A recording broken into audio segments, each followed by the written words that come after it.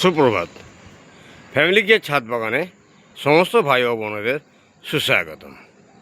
এই গরমে করলা গাছ কিভাবে হালি এবং এত সতেজ থাকে, কিভাবে আমরা গাছের শিকড়কে তরতাজা রাখবো এবং গাছের শিকড়কে ঠান্ডা রাখবো এবং গাছের শিকড় সবসময় রসালো থাকবে, এই প্রক্রিয়াটি কিভাবে আমরা করলা গাছের ক্ষেত্রে প্রয়োগ করব, সেই বিষয়টা আজকের ভিডিওয়ে সম্পূর্ণ ক্লিয়ার করব।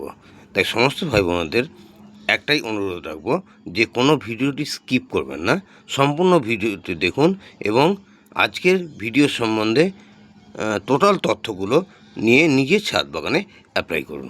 করলা গাছ যে দেখছেন মাত্র 30 দিনের মধ্যে যে ফলন এসছে, এই ফলনটা আনার জন্য গাছকে সর্বদা তরতাজা এবং সতেজ রাখার এবং শিকড়কে ঠান্ডা রাখার যে প্রক্রিয়াটি আজকে আমি দেখাবো, সেই প্রক্রিয়াটি খুবই গুরুত্বপূর্ণ। তাই সমস্ত ভাই বোনেদের বলবো ভিডিওটি স্কিপ করবেন না, সম্পূর্ণটা দেখুন। আর যদি ভালো লাগে তাহলে সাবস্ক্রাইব করে রাখবেন, একটি কমেন্ট এবং একটি লাইক দিতে ভুল করবেন না, যেটি ভিডিও তৈরিতে খুব উৎসাহ প্রদান করে আমাদের। তাই যাক, আজকের ভিডিওতে আমি যেটা সম্পূর্ণ দেখাবো, একদম ক্লিয়ারলি যেটা দেখাবো, সেটা হলো এই যে করলা গাছটা দেখছেন, মাত্র বস্তায় কিছু মাটি দিয়ে যে করলা গাছ চাষ করেছি, মাত্র 30 দিনের গাছ, অথচ কত সতেজ, কত তরতাজা, কত সবুজ এবং প্রচুর ফুল এসছে এবং ফলন এসে গেছে। এটা কিভাবে সম্ভব, এটাই কিন্তু আজকের সম্পূর্ণ বিষয়। একদম ক্লিয়ার আমি দেখাবো কিভাবে বিনা পয়সায় আমি সে সার তৈরি, লিকুইড সার তৈরি করি, জৈব সার তৈরি করি। সেই জৈব সার এবং লিকুইড সার সম্বন্ধে সমস্ত তথ্য একদম পুঙ্খানুপুঙ্খভাবে আজকে আমি এই ভিডিওতে দেখাবো। তাই সকলকে বলবো যে ধৈর্য ধরে ভিডিওটা দেখুন। একটি বড় বস্তা নেওয়া হলো, তার নিচে 3 কেজি কিচেন কম্পোস্ট বাগানে যেটি তৈরি হয় সেটা দেওয়া হলো। তারপর বাগানের আগের মাটিগুলো সমস্ত ড্রাই করা ছিল, সেই ড্রাই মাটিগুলো এই বস্তার উপর দিয়ে দেওয়া হলো, দিয়ে মাটিটি ভর্তি করে নিলাম। এই বিস্তারিত মাটি তৈরি এবং চারা রোপণটা দেখাতে গেলে ভিডিওটি বড় হয়ে যাবে। আমি করলার চারা কীভাবে বসাই তার একটি ভিডিও দেওয়া আছে, সেই লিঙ্কটা ডেসক্রিপশানে দিয়ে দেবো, কাইন্ডলি একটু দেখে নেবেন। কিভাবে মাটিটা তৈরি করা হয়েছে, কিভাবে চারাটা বসানো হয়েছে, সমস্তটাই কিন্তু ওই ভিডিওতে দেখানো আছে। ওই ভিডিওর লিঙ্কটা আমি ডেসক্রিপশান বক্সে দিয়ে দেবো। যাক, মোটামুটি একটু দেখিয়ে দিলাম যে কতটা খাবার আমরা চারা বসাবার সময় দিয়ে থাকি, সেটা আমি আজকে এখন এই মুহূর্তে দেখিয়ে দিলাম। পাশেই দেখুন চারা গাছগুলো বসানো আছে। আর যে বস্তাটি এখন আমরা পরে এপ্রিল মাসের ফার্স্ট উইকে বীজ দেবো, সেই বস্তাটি সম্বন্ধে কিছুটা দেখিয়ে দিলাম। যাক, এখন আমরা পরবর্তী পরিচর্যার সম্বন্ধে বলার আগে বলে দিই যে এই নিচে যে 3 কেজি কিচেন কম্পোস্ট, এটা কিন্তু খুবই গুরুত্বপূর্ণ। এর পরবর্তী পরিচর্যা কী হবে, এখন আমরা এই তীব্র তাপপ্রবাহ, প্রচণ্ড রোদ্দুর, ছাদ বাগানে সকালে জল দিলে ঘণ্টাখানেকের মধ্যে মাটি শুকিয়ে যায়, সেই অবস্থায় গাছগুলোকে সতেজ তরতাজা রাখার জন্যে যে ব্রহ্মাস্ত্রটি আমি তৈরি করি, লিকুইড সার, এবং যে কিচেন কম্পোস্টটা দিলাম সেটি কিভাবে তৈরি হয় সেটি একটু দেখিয়ে দেবো। কারণ গাছ পরিচর্যা এবং গাছ ছাদ বাগানে প্রচুর ফলন আনার পিছনে এই অংশটা কিন্তু খুব গুরুত্বপূর্ণ।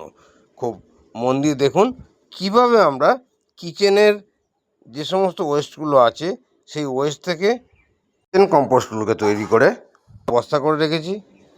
কিভাবে লিকুইড যে সারটা সূর্যালোক থেকে গাছকে বাঁচানো যায়, তার যে প্রস্তুতি প্রক্রিয়া, সমস্তটাই এখন আমি পুঙ্খানুপুঙ্খ দেখাচ্ছি। ঠিক ওপরে দেখুন কিচেনের ওয়েস্টগুলো এবং বাগানের পাতাগুলো এই ওপরের ড্রামটাতে রাখা আছে। যে ড্রামটির নিচের দিকটা ফুটো আছে, এই ফুটোটা দিয়ে আরেকটি নিচে যে ড্রাম বসানো আছে ওই ড্রামে পড়ছে, এবং যেটি নিচে পড়ছে এটি কিন্তু লিকুইড সার, প্রচণ্ড ক্ষমতাশালী। যদি আপনি এই লিকুইড সারটি গাছে দিয়ে দেন, গাছ কিন্তু জ্বলে যাবে। এই লিকুইড সারটি আমরা কিভাবে গাছে পরিবেশন করব অবশ্যই সেটা দেখিয়ে দেবো, কারণ আমি চাই প্রতিটি ভাই বোন ছাদ বাগানে সম্পূর্ণ এবং পূর্ণাঙ্গভাবে এবং পরিপূর্ণভাবে ছাদের বাগানে চাষটা করুক। এই লিকুইড সারটিকে আমরা 20 লিটার জলে 1 লিটার মিশিয়ে নেব। এই যে লিকুইড সারটা আমরা দেখছি 20 লিটার জলে 1 লিটার মিশিয়ে নেব, নিয়ে সপ্তাহে 3 দিন গাছের গোড়ায় দেব, আর বাকি 3 দিন আমরা 3 থেকে 4 দিন আমরা অনলি লিকুইড ওয়াটার দেবো, জল দেব।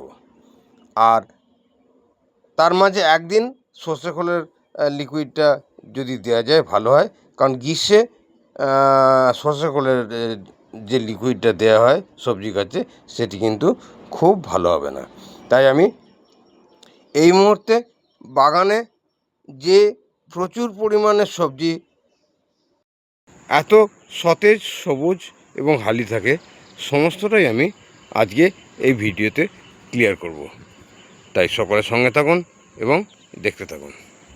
যে যে লিকুইডটা, জৈব লিকুইডটা আমি তৈরি করেছি, সেই লিকুইডটা মিশ্রণটা আমি পরিষ্কারভাবে এই মুহূর্তে দেখাতে চলেছি। যে মিশ্রণটা দেখে নেওয়ার খুব দরকার। যদি আমরা ওই তীব্র ঝাঁঝযুক্ত লিকুইডটা গাছে দিয়ে দিই, গাছ কিন্তু জ্বলে যাবে।